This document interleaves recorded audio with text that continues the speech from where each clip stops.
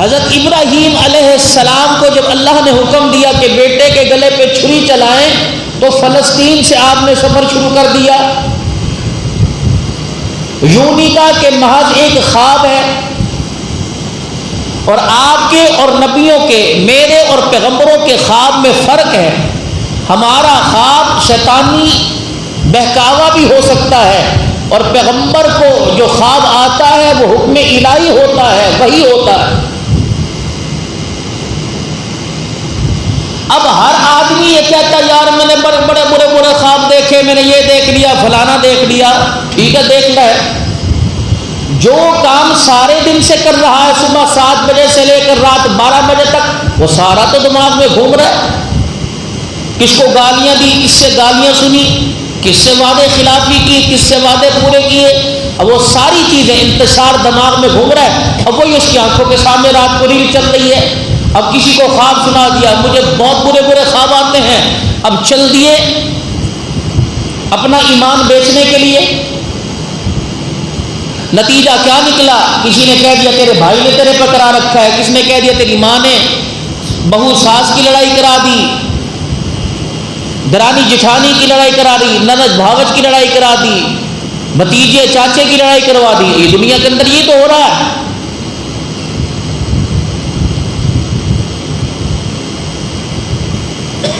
تو خواب کی تعبیر کے لیے بھی اچھا کوئی تعبیر دان تلاش کرنا چاہیے، مشورہ لینے کے لیے اس آدمی کی تلاش ہو جو اچھا مشورہ دے سکے، اور اپنا خواب کسی عام آدمی کے سامنے ظاہر مت کرو، یا تو اس خواب کو دبا جاؤ، ورنہ کوئی ایسا کوئی نظر آئے کہ جو آپ کے خواب کو سن کر آپ کو صحیح راہ بتلا سکے تو اس سے خواب ظاہر کریں۔ ویڈیو میں مزید آگے بڑھنے سے پہلے تہذیب اسٹوڈیو کو سبسکرائب کر کے ویڈیو کو لائک کر دیجئے، اور اگر آپ ہمارے واٹس ایپ گروپ میں شامل ہونا چاہتے ہیں تو اس ویڈیو کے نیچے دیے گئے جوائننگ لنک سے ہمارے واٹس ایپ گروپ میں شامل ہو جائیں۔ شکریہ۔ علامہ ابن سیرین رحمۃ اللہ علیہ خواب کی تعبیر کے سب سے بڑے بزرگ گزرے، جنہوں نے کتاب تعبیر الرؤیا لکھی۔ ان کے پاس ایک آدمی آیا اور آ کے کہنے لگا حضرت جی میں نے خواب دیکھا کہ میری چارپائی کے نیچے آگ جل رہی ہے۔ تو آپ نے فرمایا ایسا کر اپنے گھر سے اپنا جتنا سامان ہے نکال لے، حضرت کیا ہوگا کہ تیرے مکان کو کسی وقت آگ لگ جائے گی۔ چنانچہ ایسا ہی ہوا، اس نے جلدی اپنے سامان کو نکالا، اس کے مکان میں آگ لگ گئی۔ کچھ عرصے کے بعد ایک اور شخص آیا، اس نے کہا حضرت میں نے خواب دیکھا میرے چارپائی کے نیچے آگ جلی ہوئی ہے۔ آپ نے فرمایا ایسا کر جس جگہ تم نے آگ جلتی دیکھی اس جگہ کی کھدائی کر، اللہ تجھے کچھ وہاں سے نعمتیں عطا فرمائیں گے۔ تو سننے والے بڑے پریشان ہوئے۔ اس نے جا کر چارپائی کے نیچے کھدائی کی تو وہاں سے سونا برآمد ہو گیا۔ اب جو مجلس کے اندر بیٹھے تھے کہنے لگے حضرت جی پریشانی بڑی ہے، اس کی بھی چارپائی کے نیچے آگ جل رہی، آپ نے فرمایا کہ مکان خالی کر دیں۔ اس کی چارپائی کے نیچے آگ جل رہی، آپ نے فرمایا کچھ نکلے گا۔ تعبیر کیا ہے؟ فرمایا جب وہ خواب کی تعبیر پوچھنے آیا اس وقت گرمی کا موسم تھا، تو گرمی کے اندر آگ اچھی بھلی معلوم نہیں ہوتی۔ یہ جب پوچھنے آیا تو اس وقت سردی کا موسم تھا، تو سردی میں آگ اور سیک ہر ایک کو اچھا لگتا ہے۔ تو میں نے تعبیر یہ نکالی کہ گرمی کی وجہ سے جو گرمی کے موسم میں پوچھنے آیا نقصان کا سبب بنے گا، اور سردی کے موسم میں پوچھنے آیا فائدے کا سبب بنے گا۔ یہی ایک تعبیر بتلائی۔ فرمایا ایک آدمی عام دنوں کے اندر بیت اللہ کا طواف کر رہا ہے، وہ آیا اور اس نے کہا جی میں عام دن میں بیت اللہ کا طواف کر، فرمایا اس شخص سے بچنا، یہ چوری کرے گا۔ حج کے دن کے اندر ایام حج میں اور ماہ حج شوال ذوالقعدہ ذی الحج ان مہینوں میں کوئی حج کا خواب دیکھے اللہ اسے حج کی توفیق عطا فرمائیں گے۔ اب کرائے نہ کرائے اس کی مرضی، خواب اچھا ہے کیونکہ انبیاء کا خواب وہی ہے، ہمارا خواب وہی نہیں ہے. ہمارا خواب غلط، رات کو کھانا زیادہ کھا لیا، جو چیز معدے اور طبیعت کے موافق نہیں تھی وہ کھا لی، وہ پی لی، وہ سارا اثر گیس دماغ کی طرف چڑھ گئی، وہ الٹے سیدھے خواب آنا شروع ہو گئے.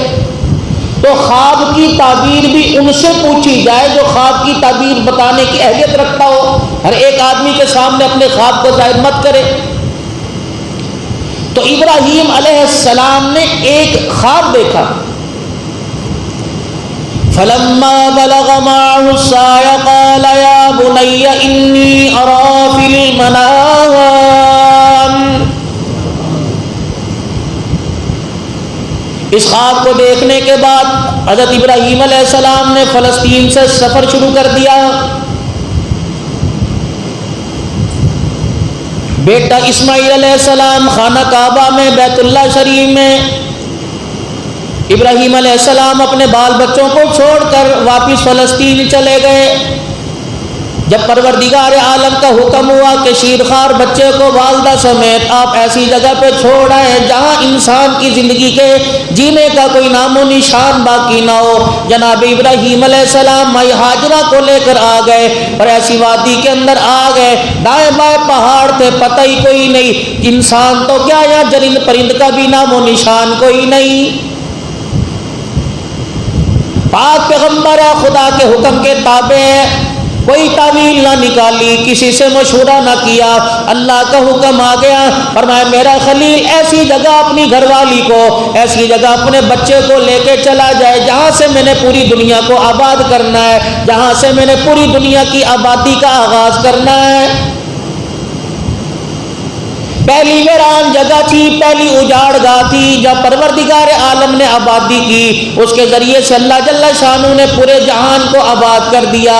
ابراہیم علیہ السلام اپنے صاحبزادے کو اور اپنی گھر والی کو ربنا انی اسکنت من ذریتی بواد غیر ذی زرع عند بیتک المحرم، ایسی جگہ لے آئے، چار پہاڑوں کے دامن میں لا کے بٹھا دیا. مائی تھی، عورت ذات تھی، پریشان ہو گئی، کہنے لگی ابراہیم کیا کر رہے ہو؟ اتنا پیار کرنے والا، اتنی محبت کرنے والا، اتنا خیال کرنے والا، اتنا احساس کرنے والا، میرے پر رحم نہیں آ رہا. کم سے کم شیرخوار بچے کو تو دیکھ لے، اس کا خیال کر لے. اسے تو چلنا پھرنا نہیں آتا، بولنا نہیں آتا، پکڑنا نہیں آتا. خدا کا پیغمبر ہے، ہونٹ ہل نہیں رہے، آنکھیں برسنے لگ گئی. مائی ہاجرہ 2 میل تک خدائی کے مقام تک حضرت ابراہیم علیہ السلام کے پیچھے پیدل چلی ہوئی، گود میں بچہ ہے، زادیرہ ساتھ ہے. ابراہیم علیہ السلام، یا ابراہیم، اے ابراہیم کہاں جا رہے ہو؟ چھوڑ کے جا رہے ہو؟ کم سے کم اتنا تو بتلا جا، واپس پلٹ کے آؤ گے، اتنا تو بتلا جا. اس بچے کی کون خیر خواہی کرے گا؟